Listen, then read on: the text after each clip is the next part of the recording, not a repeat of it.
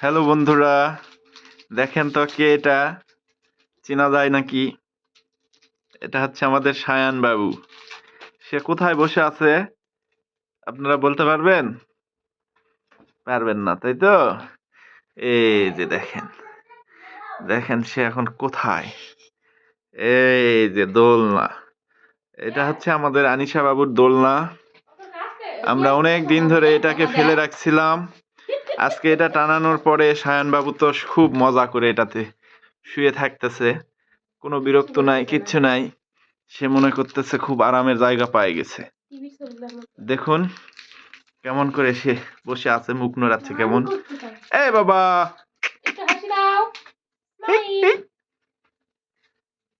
Sayan,